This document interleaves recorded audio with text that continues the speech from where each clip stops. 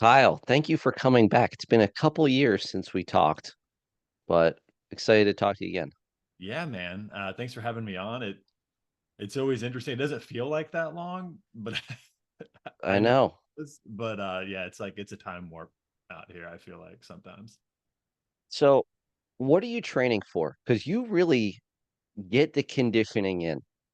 So, what are you looking to? I hope there's an end goal here. Yeah. So, well, there was an end goal. I was bringing up a lot of the running and getting back into the running, and my goal was I was signed up with one of the trainers that works for me for a half marathon in Austin in February, and then we're going to move into a marathon in the fall of next year. And now I'm scheduled for knee surgery on December 2nd. So I've got meniscus. I've got a posterior, lateral, and medial tear. So there's just not much of anything left there, and there's no gapping on my lateral side as far as like the tibia and the femur. So running right now is off the table. It's one of the only things that really bothers it. It's interesting. I running and then like intensive plyometrics are really the only things that I can't do pain free. Deep squats bother it, like just in Yeah. range flexion bothers it. But I can bike, I can row, I can do a lot of the extensive work. I can do a lot of like kind of the deeper tier developmental work. So I've kind of been keeping up with everything I can, and really just trying to build as big of an engine as possible pre-surgery, so I come out of it, you know, in better shape. And so we'll see what running looks like after that. I've also got a lot of chondrosis and like pre-arthritic work and bone degeneration on that side. So I might end up kind of moving back into rowing. That's something I did for quite a while in my 30s, pretty competitively, and might even get into like more cycling. But I've definitely been drawn more to the conditioning space over the last few years than more than the strength space. I still train, I still lift, but I've definitely been biasing that aspect more so over the last 18 24 months. So and I've been enjoying it. Body's been feeling good outside of the knee. So So, how have you been able? Because you still put up like heavy. You still do heavy strength work. At least it looks heavy to me.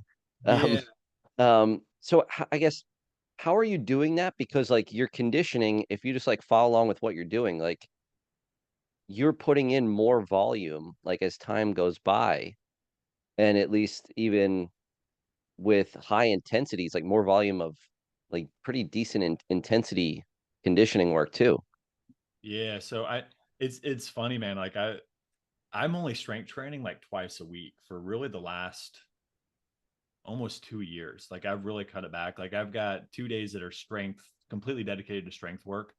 And then I've got a third day typically that I consider a little bit more metabolic, where I'll get in some density work kind of intermixed with HICT, LICT work or something of that nature, where I'm not doing straight conditioning, but more of like a conditioning modality or a time block based thing. Like I'll work sleds in there as well sometimes. And it's more of a general capacity day.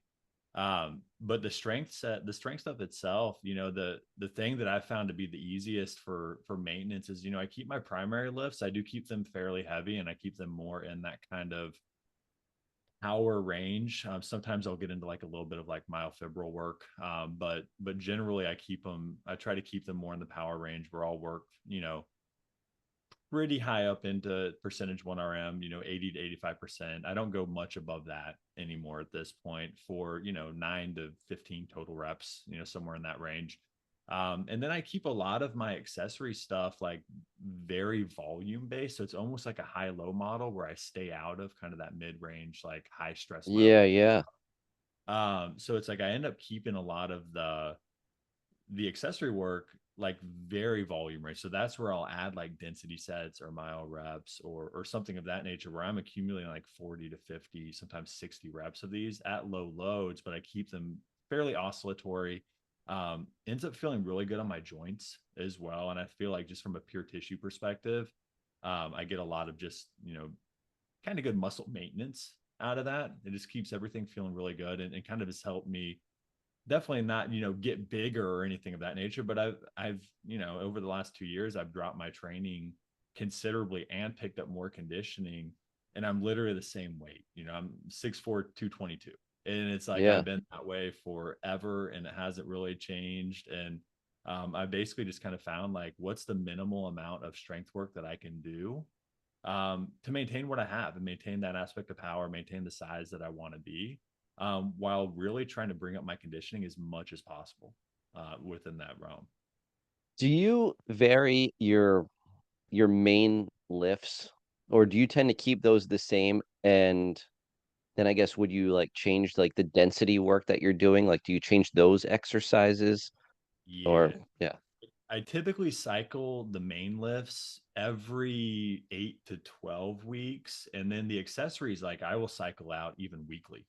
Right. So if I'm doing, I kind of keep those as like categorically, like I described as like I have buckets, right? Where I've got lower body knee dominant accessory work. I've got my hip dominant stuff. I've got upper body push pull. And as I'm kind of going through this, like I'll pick 2 or 3 of those exercises each session and kind of run through them with that, with whatever format that I'm utilizing at the time. So, if I look at it on a grander scale of, a 4 week block, I'm kind of touching each one of those exercises probably 3 to 4 times within that block based on my training schedule. And for me, that's a great way to, introduce a lot of variability as far as, you know, like even thinking about like posterior chain, right? Like 3 easy examples I would utilize for accessory work would be, my seated hamstring curl, a GHR, GHD hip extension, and then like a single leg RDL, something of that nature.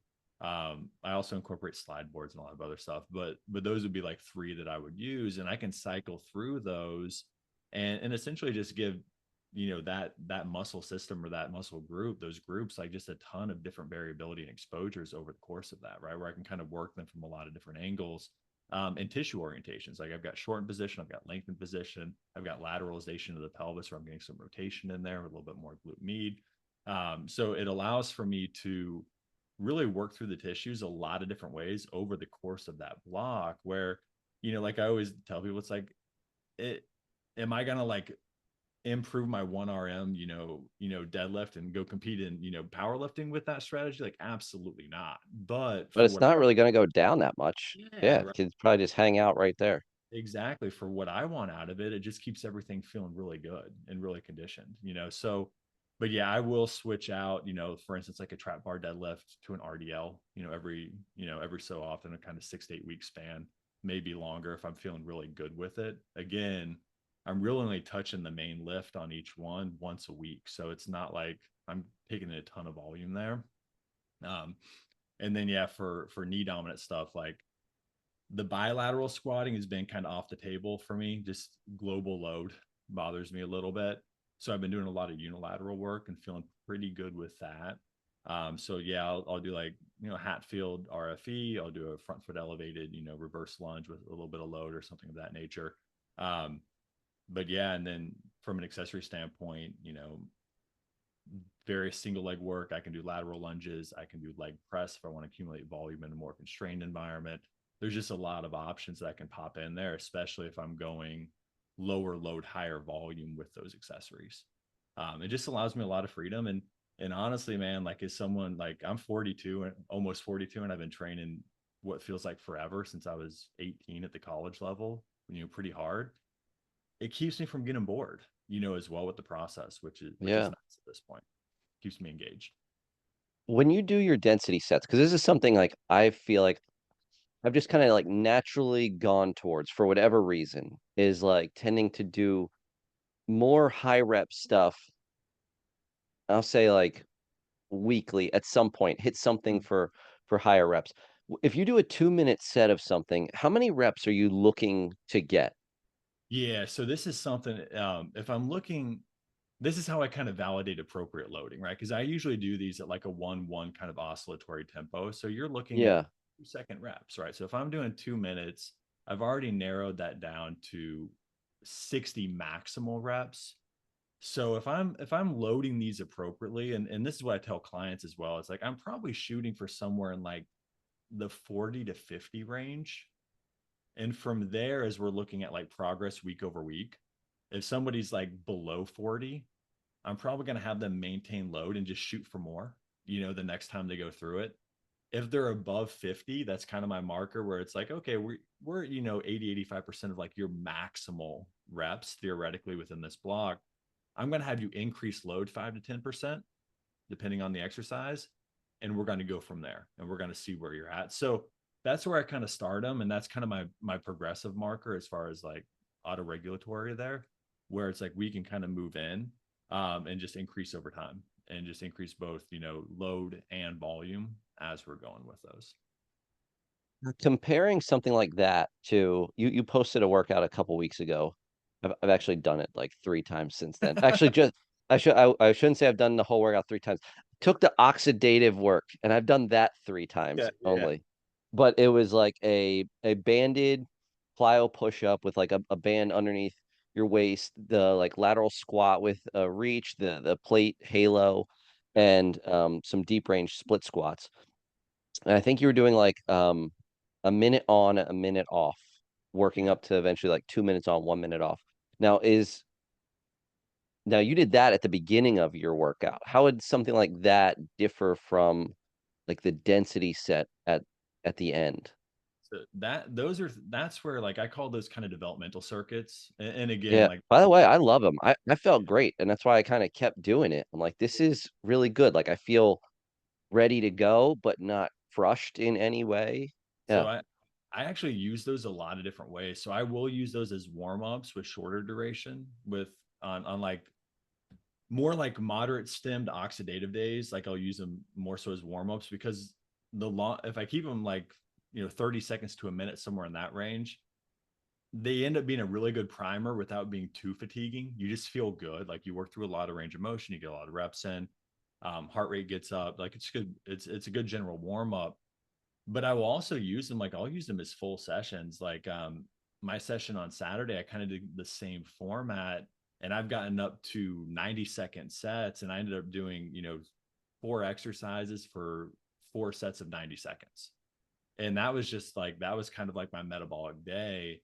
And yeah, my goal is to get up to like 2 minutes, and again, arbitrary number, but it's definitely one of those things where it's like, man, if I can do like three to 4 sets of 2 minutes of like continuous like split jumps, like my This legs will be work. able to handle just about Oh anything. yeah. It's Yeah. like that. Like that's just it's just a lot of capacity building. You're also building tolerance at kind of those end ranges of motion, right? So a lot of those end up being larger ranges of motion. Like I've been doing kind of those like lateral squats with the reach. But for a lot of my clients right now, like I've got them doing skaters continuous or slide board continuous. My knee right now is just so unstable. Yeah. That's hard for me. But yeah, You gotta do that lead tap, reach and roll with the stability yeah, ball. Yeah. yeah, exactly. It's I've been talking to Lee in the DMs over the last week. So it's but stuff like that. It's just like for me, rather than counting reps, I just find it much easier to set a timer and go. And I think for clients like programming stuff like that too, because it's so continuous and it's so much, kind of quote unquote like time under tension. You're not really stopping that like the reps are actually end up being kind of arbitrary. Like it allows people to kind of work at their own pace, accumulate volume, and then I can look at okay, we start out with 3 sets of 30 seconds, 90 seconds total for each exercise.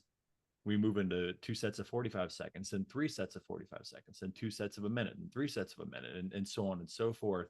And it allows us to accumulate both acute and total volume over time and kind of gradually, amp that up. And they just end up being like things that for me it's like it's just great accessory work also, right? Same thing, it's Yeah. a lot of different ranges of motion, it's a lot of different directional work. You can really throw anything in. Like I play with med balls in those. I do a lot of, like I said, kind of the what like plus plyos Matt McGinnis Watson would call like the deep tier plyos. I'll utilize with those. And it just ends up being like really good kind of touching the outside corners type work for me, where I can accumulate a ton of volume with those. I always come out of those sessions just feeling really good. As somebody who, I wouldn't call myself immobile, but I'm definitely not like a mobility king out there, So it's one of those things where it kind of keeps me moving well. I feel like I just gotten so much good use out of them, and the majority of my clients kind of love hate doing them. They see the value in them, but they're hard. But yeah, I just keep getting really good feedback and really good results on them that I just keep plugging them in. And there's ways to kind of fit them into every type of phase, whether it be an intensification or accumulation, or I kind of have a hybrid metabolic block that I will utilize with people as well. But yeah, I'll plug them in for different reasons and different time durations and in different parts of sessions, depending on what somebody else is training, what they're kind of shooting for the phase. Yeah, I do love it as a warm up. I've had a few of my clients do like the 30 seconds version Mm-hmm. of it actually, like as a warm up, and even on like the lateral squat, say like, all right, this 30 seconds, bend more at the knee, Mm-hmm. and then the next time through be like, all right, lean more at the hip, Yep. and yeah, they feel great afterwards. They're not bored because we're not doing the same warm up every day, Yeah. and they're still kind of getting what we want out of it. Yeah. So, yeah, that's awesome. Um, a lot of times, and I've even used this phrase before regarding conditioning, build up a base first. But what does building an aerobic base mean to you? Because like you'll hear different definitions of like someone who's got a good aerobic capacity would be like their heart rate, how much does it drop in a minute? How much does it drop in 2 minutes? Should you be sitting or standing when you do that? But I know for me, and this is just anecdotal, if I do 2 to 3 sessions on the Airdyne for 30 minutes a week at a moderate pace, I feel great doing everything else, and I feel noticeably better. And I'm not really tracking anything other than like, all right, I want to get just between like this amount of calories and this amount of calories within the 30 minutes. But besides that, like yeah, what does that mean to you? Yeah. And this is something that, so we've been working with like Evan Pycon for the last 3 years with like his knock stuff. So we've been looking at a lot of things as far as like SMO2 and VO2 and like how that the relationship between those things with nitric oxide production and really even Matt's been looking at those things as like a precursor even into like high stem work, and looking at as a potential potentiator, for higher stem like creatine based work. So we look at it a little differently than like a traditional heart rate zone model. Like that's something we still utilize to an extent, but for me it's always just like looking at somebody's heart rate irrespective of outputs doesn't give me a lot of information, right? It's like saying Yeah, you did 15 reps of bench press and not telling me the weight, and it's like, well, I don't know what that means. Like I don't know how difficult that was. I don't know, like the outputs give context to what you're kind of doing as far as total time, interval times, whatever.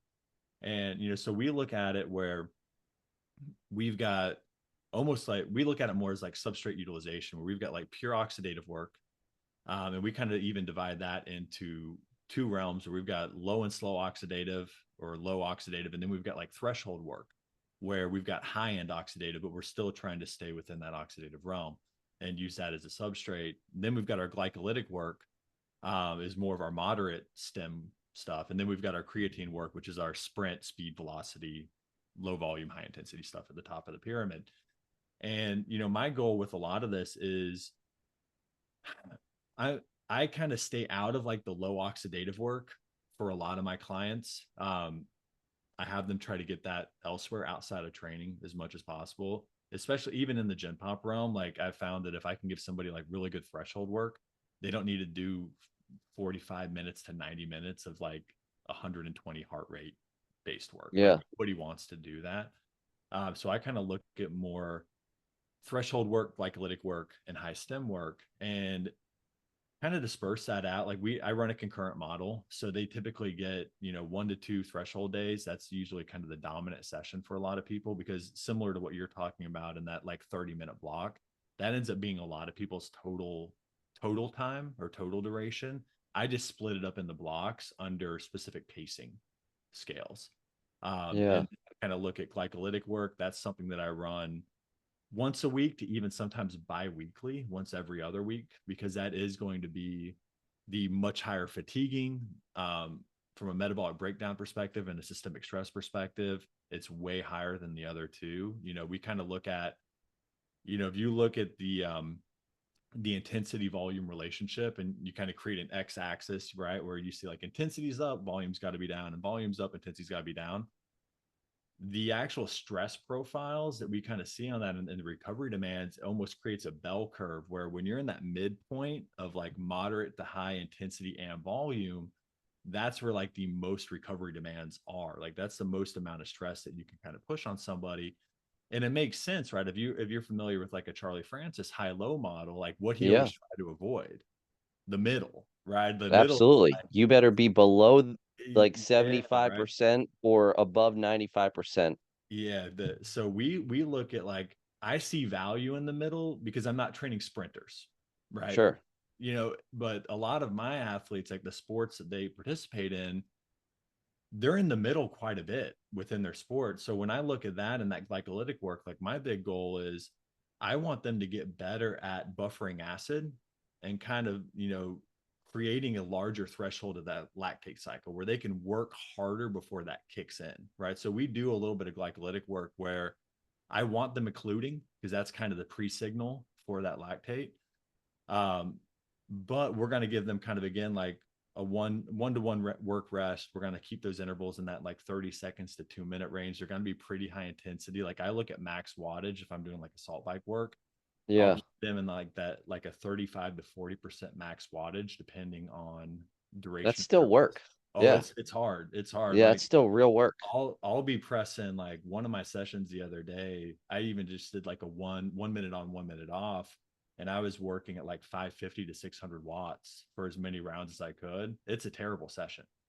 Like, and that's Yeah. like 40% of my max watts. And it was like, it was awful, but it's one of those things where it kind of auto regulates where I'm going to do as many rounds as I can. And then when I can no longer hit that marker, I just cut it. It's kind of like, VBT testing in that sense. If I'm not hitting the marker Yeah. for a second, I just cut it and I move on to something else. And that's where I would put like the developmental stuff after that, in one of those sessions. So we do that once a week, sometimes once every other week, depending on the athlete, what their training frequency is, what they're trying to do. And then we have a high stem day where we'll do that usually once a week with each client, where we want to keep that power output higher. Even with my ultra endurance athletes, like I've got cyclists that are training for 50 to 100 milers.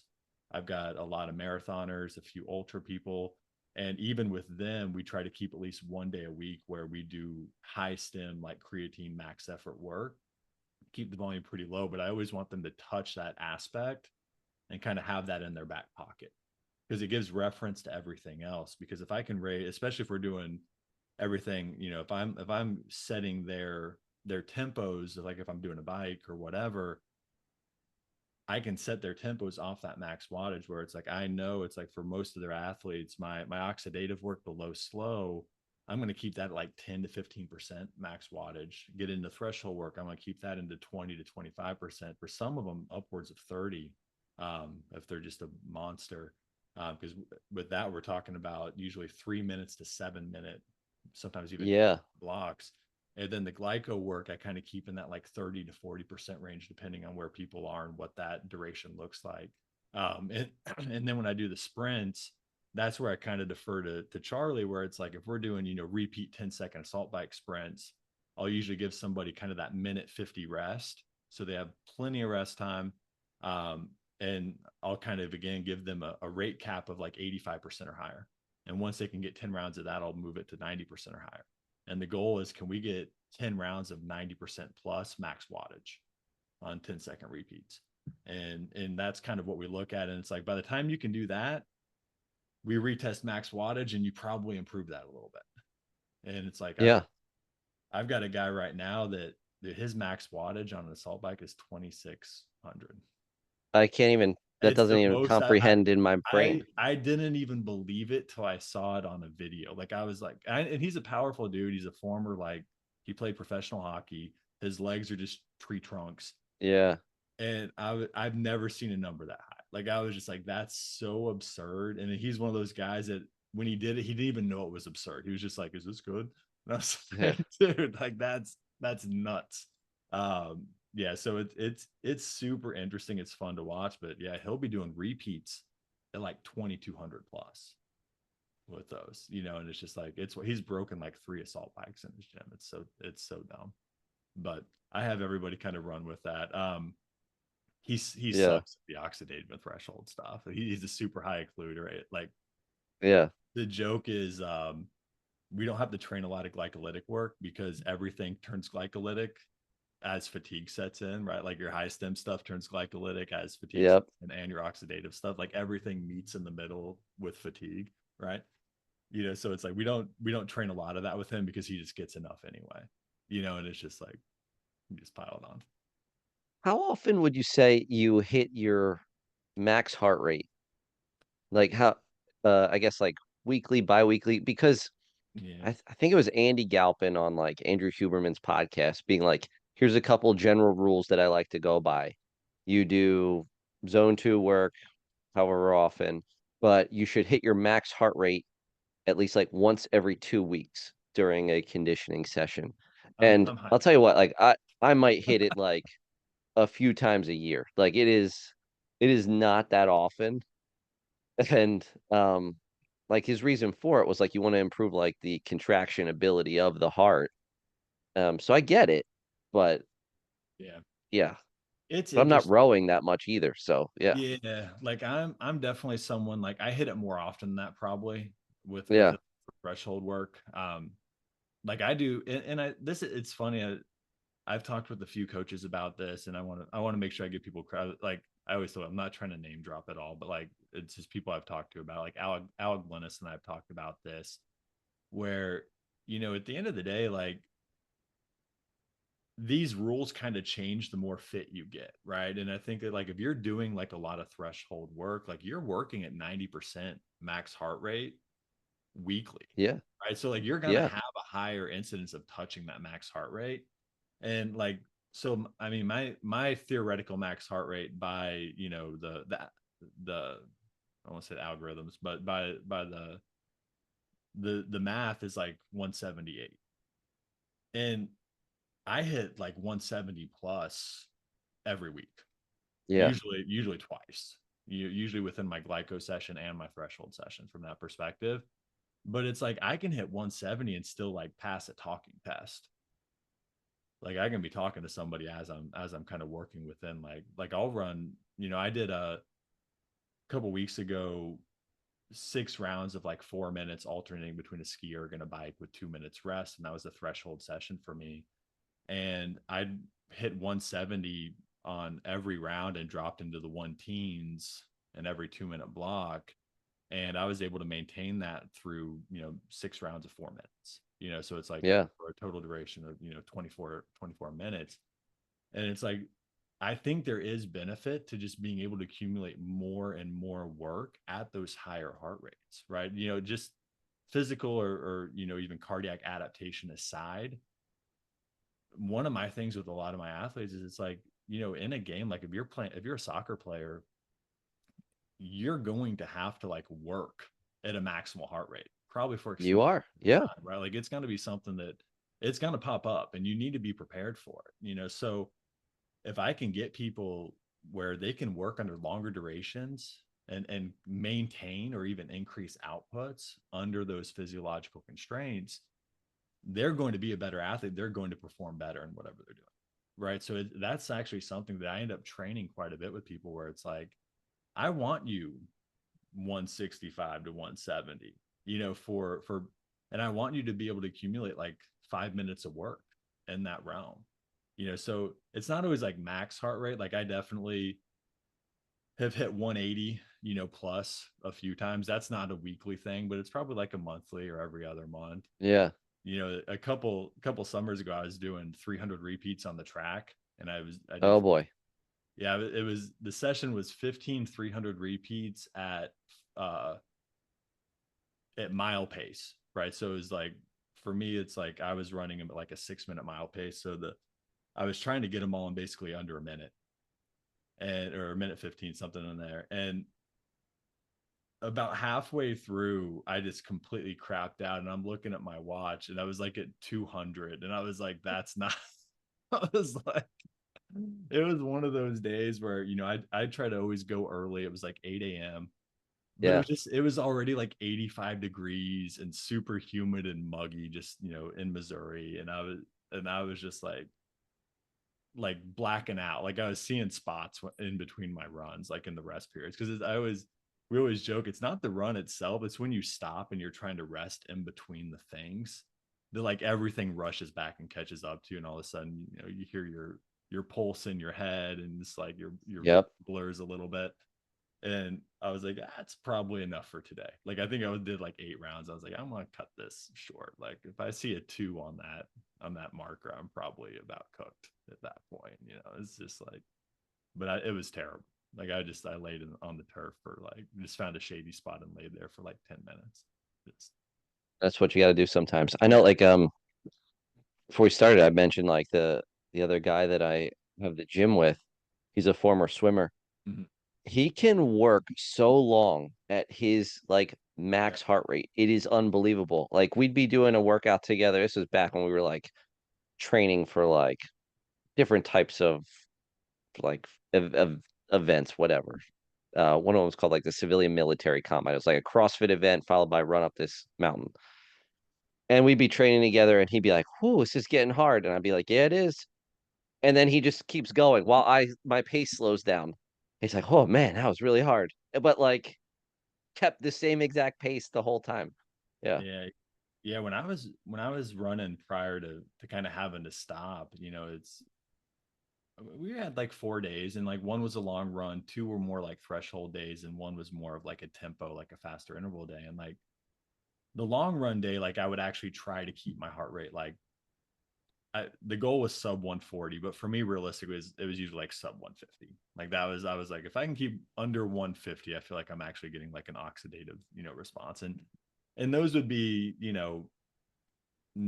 8 to 12 mile runs. And I would be running those, 8:39 minutes and just try to run a little bit lower and slower.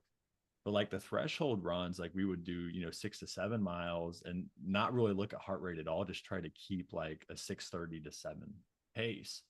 And it's like I would end up running like 45 minutes to an hour sometimes at 165 to 175 for the entire time. And it's just like, yes, it would be super hard, but at the same time, it's like you could feel it getting better and better as you win. And, so I was looking, I was like, we can look at a heart rate directed approach. And I think that works really well for like the low, slow oxidative stuff.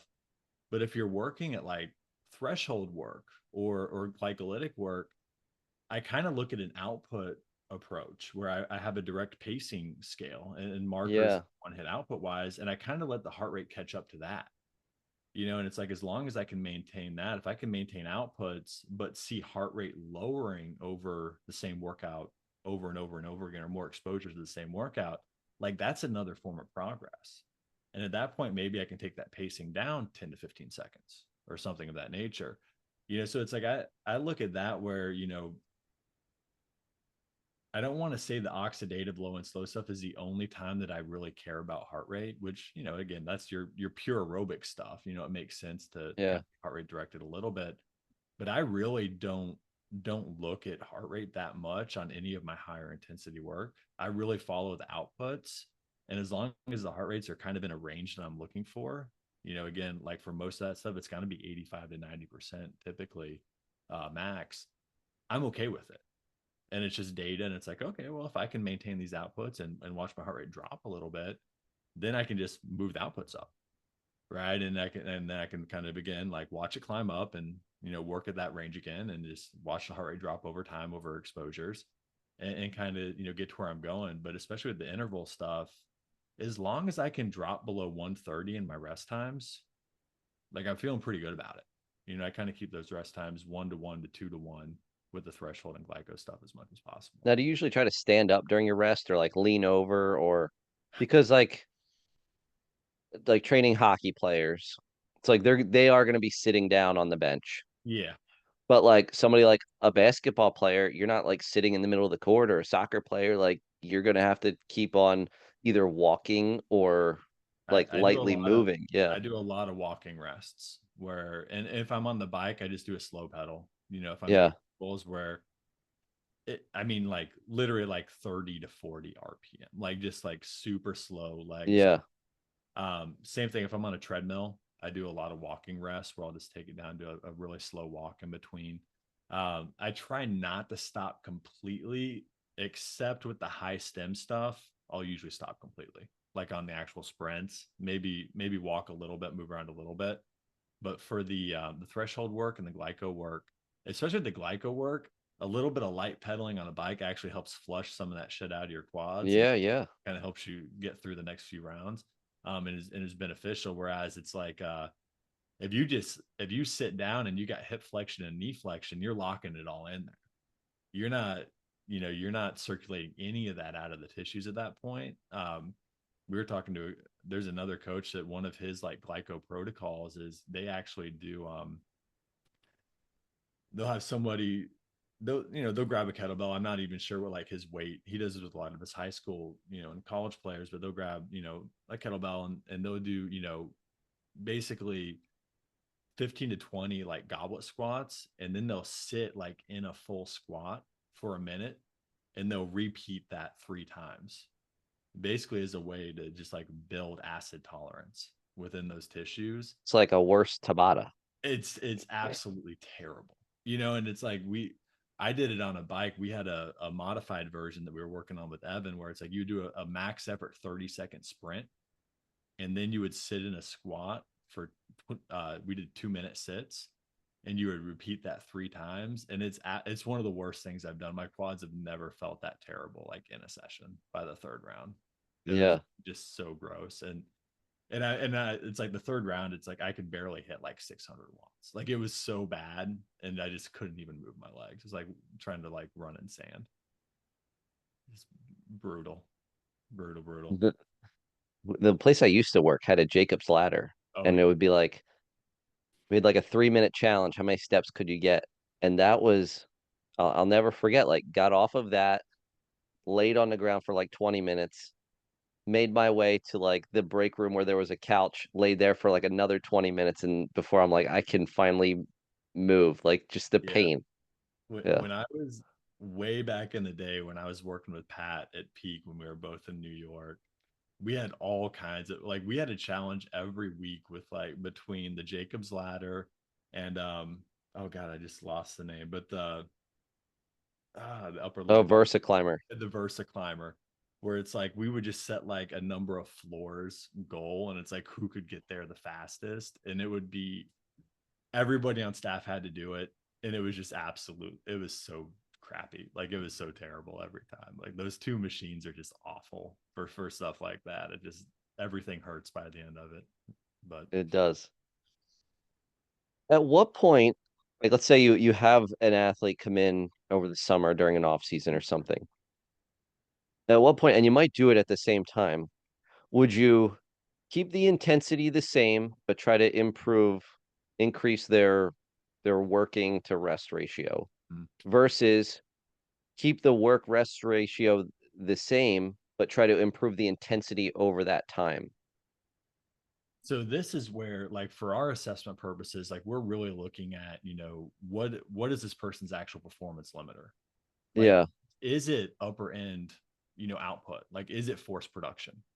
Or is it repeatable force production, right? And like so in this case, like depending on the athlete and what we kind of saw is like their limiter based on those task demands, that would be how I would kind of, because I would use both, honestly, like probably both protocols, but for different people based on that. So if I had somebody that, watching game tape or talking to their coach or even just doing like a quick testing protocol with them early on in the process, and I was like, you honestly just need power. Like you need more power. Like you're just the thing that's holding you back is you're just not strong enough respective to the sport you're playing and the people you're playing against. You know? yeah, So for that person, it's like I want to do whatever I can to maximize output potential. So I would keep the intensity super high and give them longer restorations and try to get that moved up as much as I can, then as repeatable as I could over the course of that time. If I had somebody who again like really good like for 1 rep, 2 rep power, but they just had no engine for repeatable power, like they just got gassed, later on, and it's like you would see them do like 1 or 2 really great sprints over the course of a game or whatever, but then they're just like running in mud for the rest of the match. yeah, That would be somebody where it's like, okay, this is somebody we need to build up repeatability, and we need to make sure that they're able to work while they're tired.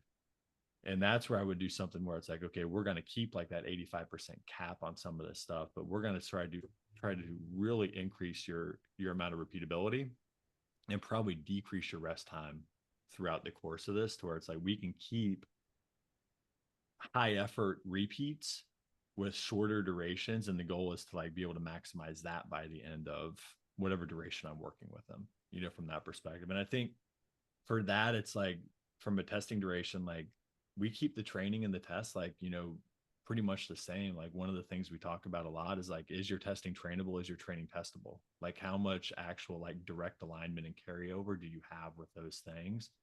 Um, so it might be like a dare cancel like 10 by 10, or something like Yeah. that in that protocol. Whereas with somebody who it's like, it's just max power, like they just might be getting a whole lot of like high stem weight training combined with a lot of intensive plyometrics and a lot of just like sprints with high amounts of rest, and working on like pure acceleration, for that person, and pure power. So it'd be different protocols kind of based off what we're seeing for that athlete, and what's really keeping them from like, exceeding at the highest level, for them. Um, as far as like repeated sprint ability, and so like I basically live at the top of that pyramid where all my work is like 5 to 6 seconds long. Yeah. That's like that's like just about it. But I will tend to repeat that. Like I might do a burst of a drill, like a change of direction drill, walk back to the start and do that like 3 or 4 times. Then maybe I take like 30 seconds or a minute. Yeah. And this is as far as like if I'm trying to work on a little bit of conditioning with that. And I find that like number one, if I get in like 4 or 5 changes of direction within like about 5 seconds of work, like your legs just start to get much more fatigued than if you were just running in a straight line. Yeah. But if I combine that specifically with bike work, where it's super heavy on the legs, I feel like that is like the best bang for my buck as far as being able to use another modality rather than even like running more distance in a way. Like as weird as that sounds. Um, but I guess do you use any sort of change of direction work or like any sort of protocols like that, um, as you might get closer to a season or something? Yeah, I mean, that's definitely something that I'll usually sprinkle into kind of the end, just because, for me and a lot of my people, it seems to be like I kind of start with more of like just general physiological work. And then towards the Same, end, yeah. Where I might do it the last like 2 weeks, maybe yeah, three I weeks work of in the a, skill yeah, where it's like, okay, now let's really apply this and hammer it home. Just because I do think stuff like that is super valuable, but I think like I've seen really high exposures to that almost have like diminishing returns in a way with a lot of people, where it's like it just doesn't improve and becomes fatiguing over time. And it's like if I can get kind of that last, like you said, 2 or 3 weeks of an off season or something, and really just hammer that in with all the things they've been, doing prior to that, I end up getting just like much more carryover into their season and just more productivity out of it. It is interesting, like how you set that up though, because we do the same thing. Like one of my other protocols for like high stem work is, and we usually do them on a bike, is sprint clusters, where we'll do anywhere between 3 to 5 10-second intervals with a 50-second rest. And then we'll do like, that's a cluster. And then we'll do a 3 to 5 minute rest, and we'll repeat that process 2 to 3 times. that's almost like my exact Yeah. thing where I'll like do 3 or 4 different circuits of those things Yeah. 3 or 4 times each. Yeah. Yeah. And it's a fantastic protocol because you kind of get a little bit of both, right? And we use the bike a lot just because, depending on the athlete, especially like I work with a lot of basketball and soccer players. Basketball makes sense to me. Soccer's kind of random, but I like working with those athletes too, so it works.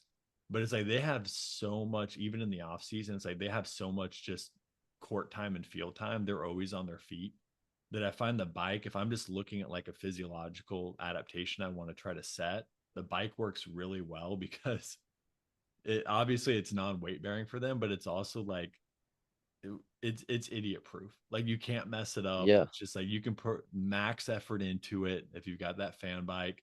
And it's like when people start failing, it's like it's an actual like fatigue response for them. It's not like a skill issue or anything like that. It's like, oh, they're just dying. And it's like, so you actually get like a really honest, true output with a lot of those people. So when I do those cluster sets, we're looking at first rep max wattage, and then we're looking at the drop off from 1 to 2, 2 to 3, 3 to 4, 4 to 5, depending on how many rounds they're doing. And then we look at the drop off from the first rep of each consecutive round. Right. And it's like, that's what I'm looking at. Some people, it's like, okay, like, they hit 1500 watts on their first rep, and then it dropped. In the second round, they hit 1500 watts again. And I'm like, okay, like they recouped and they're able to like put that max effort back. And as some people, it's like that second round is like 1100 watts. And you're like, oh, okay, like we need to work. This is something we need to work on, right? Where it just gives you like, you can't lie to it. Like it gives you that data right away. And it's like you immediately know what you need to work on from a conditioning perspective. It's like, okay, now I can just repeat this protocol almost as a means to keep improving that. I'm just going to take away, instead of sets of 5, I'm going to do sets of 3. And I'm going to work on improving. Like, I'm really going to monitor that first rep of each one for now 2 to 3 rounds instead of, 3 rounds of 5. We might do 3 rounds of 3 or 4 rounds of 3, and then build off of that as they're able to keep maintaining that max output. It's awesome. I like that. I'm going to be using that. Yeah. I'm going to start incorporating that a Yeah, little well, bit more. I'm going to apologize to your athletes immediately because Don't, yeah. it is a They not won't it is listen to not this. They fun. don't even, yeah, they won't Yeah. hear this at all. They're good. Tell them I learned something really cool. Yeah. It, it Um, it's a gross one. one last thing I wanted to talk to you about. You had just posted this about the balance between motivation and Oh discipline and yeah. how motivation precedes discipline. And I immediately thought of a quote I heard, I think it was from Jocko Willink, where he's like, there's no such thing as discipline. There's only routine. And I was like, well, like it kind of goes along with what you said, where like there has to be a level of motivation first, or else you're not going to create the routine. There's not going to be the discipline.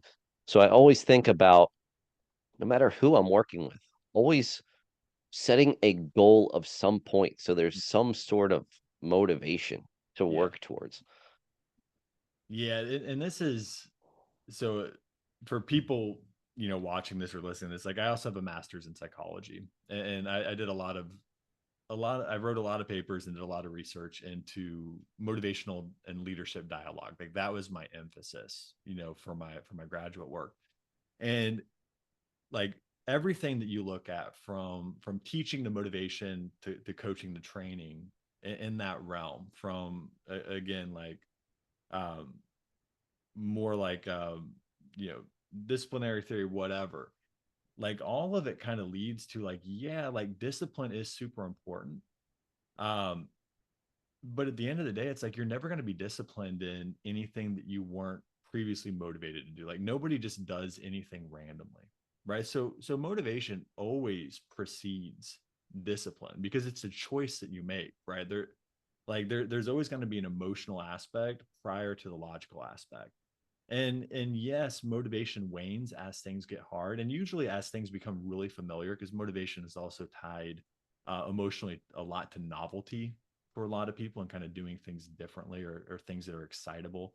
But at the end of the day, it's like what we look at is they kind of come in waves for a lot of people, because there's also all these external circumstances in your life where like your discipline is going to wane simply because there's variables that you cannot account for outside of a vacuum. So the problem with a lot of the research on motivation and discipline is, one, they are workplace research things, right? So you see a lot of organizational motivation research being done, but it's like that from a cohort perspective, those people are also paid by performance.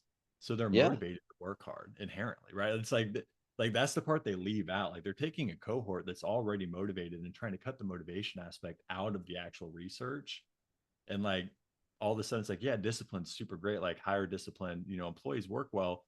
but you're taking that out of the cohort where everybody's motivated to work hard because they get paid more, based off of that. So it's like, yeah, like discipline's important, but it's layered on top of motivation, even still within this study.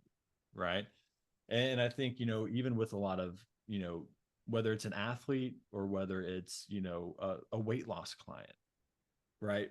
Discipline is eventually going to also fail them simply because of external variables that are happening within their lives, right? Time regulations, time constraints, injuries, for lifestyle issues, whatever, where they simply don't have the time to be disciplined and actually get some of these tasks done. Where like sometimes motivation has to kind of swoop in and lead to like reprioritization of that goal again. Right. And I think Yeah. that's where, the other end of that is like you can't really prioritize without motivation. Like discipline allows for a very linear path, but motivation allows for reprioritization and being agile within the confines of a, maybe a dynamic systems, environment where there's a lot of things coming at you and you really have to adjust to a lot of different, just reactions, based off of work, lifestyle, individual stuff. Like again, same thing. Athletes, think about like what happens with their practices and their performance during a finals week, Yeah. right? Like discipline fails at some point where it's like you still have to be motivated to attain that goal. Like showing up to practice and showing up to practice with high intention are two very different things. And I would attribute that intention more so to motivation than I would to this. Discipline keeps you showing up on time. Motivation For sure. keeps you working hard with a high level of intention in a lot of ways, right? Well, So I always think, I talk about this all the time, where, and this could go down a long rabbit hole about like people ask me like, why do you do so much change of direction training? And I say like, I need athletes to work on the fundamental movement patterns, because when they go to practice, like you could argue that the athletes are practicing more now than they ever have before. But none of that it is done with the intention that you want, or else we would have way more amazing athletes out there. Like an 18-year-old hockey team we work with, they're on the ice 5, 6 days a week. You're telling me like that isn't enough, that I need to do more like reactive work with them to make them better? It's like I'm trying to connect more dots so then when they go to practice, there's more intention for anything that they're doing. Um, yeah, so that was a little rant. One other thing, Grant Fowler talking on this podcast like way back was talking about like exercise studies in relation to motivation, and about how a lot of times it's just like somebody in a room cycling facing a wall. Like, where's the motive? Like, what are you getting out of that research exactly? That, and that's a whole nother yeah, topic dude, too. fitness research is probably the murkiest, dirtiest research you will ever see in general. Yeah, like, how do you know? Like, what is that guy's motivation to Yeah, go all out or do what you need it, him to it's do, right? yeah, we talk about this with a lot of our groups because we do try to cite materials and do our due diligence with a lot of the things that we teach in our education groups too. But one of the things we tell everybody is like you need to learn how to read education, and you need to learn how to read research because you might get a paper put in front of you and it's saying something that validates or invalidates one of your principles, whatever. And you're either going to like dig really deep into that principle and like just double down on it, or you're going to change your mind altogether based on this research. And then you go to the actual research and you're like, it was a cohort of like 5 untrained people over the course of 6 weeks. And Yep. you're just like, it has nothing to do with What does this mean? anything. Yeah, it Yeah. doesn't mean anything, right? One of the examples that we use a lot, and I don't have like the PubMed for it, and I probably should at this point because we talk about it so much. But there is a study that's cited all the time in like hypertrophy studies, and it was between like the differences in hypertrophy protocols for leg extensions versus squats, and it came out saying that leg extensions generated more quad hypertrophy than squats. And you're like, oh wow, that's interesting. And then Interesting. That can't be true. but then Like, you look at the research and you're like, okay, it was done I believe it was a 6 week study on trained individuals. And for them, trained individuals were people who had been training for 6 weeks. There were no standardization of squats or intensity of the squats. They were just told to squat. So you had all types of technique, all types of squats. Like we have no Yeah. idea what these squats actually looks like or how they were loaded. And of course, like that's a much more complex exercise than sitting on a leg extension and pumping out reps in a highly constrained environment. Right. So you're just like, you're looking at this and you're like, well, yeah, of course the leg extension won out. Like you had people who are basically novice trainees in a super constrained environment where the only thing they could work was their quads, probably in a pretty large range of motion, versus people who didn't really probably know how to squat very well and had probably never really squatted loaded. Right. So who knows what that even looked like from a technique and loading perspective. Right. So you're just, would that research have been, would you have gotten different results with like people with a training age of like 5 to 6 years with a cohort of 50 with people actually watching the standardization of the exercises? Yeah. Probably so, I would think, right? So it's just like that paper though gets cited all the time when somebody wants to like prove a point on sarcoplasmic work or acute machine work or tissue work or single joint work as opposed to multi-joint work. Like you see it and it's just like it's a trash study. Yeah. It's like it's not really valid for anything. It doesn't prove anything. And we're just like, yeah, like this, everybody like looks really smart when they cite when they put a PubMed link on their post or whatever, but there's so much bad research out there that it's like you don't know if that's even one, you don't know if that's even viable, but also a lot of the trainers and a lot of the coaches in general, I think that even post their the research to their stuff, I'm not sure they know how to read the research sometimes too, because I've also seen stuff posted and tagged into stuff where you read it and you're like, this actually disproves what you're saying. You Yeah. know, you're just like, I'm sure you read that. It's like I think you just posted it hoping nobody else would, or whatever. And it's interesting. It's like I don't. When I was in college, we had an exercise science department that did research, and it's like they would like every couple of weeks something would go out in like the school bulletin or whatever looking for like college students to pay them $20 to like do this research or whatever, and you're just like, these are also what a lot of this research is done on, is literally like to your Grant Fowler example, like that guy in that bike staring in a room, he might have been hung over from a night out the night before. Like Yep. you have no idea what, it's not a closed environment.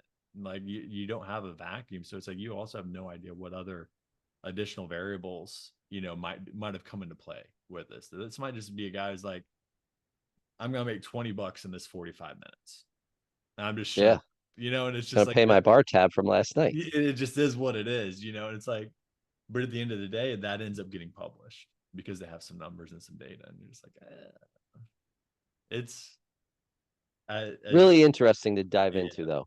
yeah. Yeah. As Ben House once said, it's like nobody does research on fit populations and healthy populations. They only do research because it doesn't pay the bills. Like it's Yep. like people research deconditioned and diseased populations. Well said. Well, I want to be respectful of your time. Tell everyone where they can find you, stuff you offer. I know like last time we talked, you had mentorships, you were coaching a lot of coaches, you still do your own program. I think you have an app out since then. Yeah, we try to stay busy. But yeah, it's Compound Performance on Instagram, and that's really the only social media platform I can use that much. Doing more than one is hard for me. Same, if Instagram goes down, I'm screwed. Like that's Yeah, just how it it's is. just like I'm in big trouble at that point. Website is www.compoundperformance.com. But yeah, we do individual remote coaching, we do team training programs, and then we do education and mentorship. So we just started actually this week a programming intensive, and it's more one of our quote unquote like higher ticket items. We've got like a smaller group of 20 that we're really happy with, that we're kind of going through a 10-week course with. But we've also run smaller or larger group stuff with cohorts of 150 to 200. And then we do individual mentorship as well with people, where we will talk about really anything from training to business development to management and leadership. My career path has taken me into all of those realms and different environments. So I work with a lot of people in a lot of different ways, in that respect, and it's always super fun. So it's all there on the website, so they can definitely reach out and DM me, or email me is typically the best way. Awesome. Well, thank you, Kyle. Awesome. Thank you for having me. I appreciate it.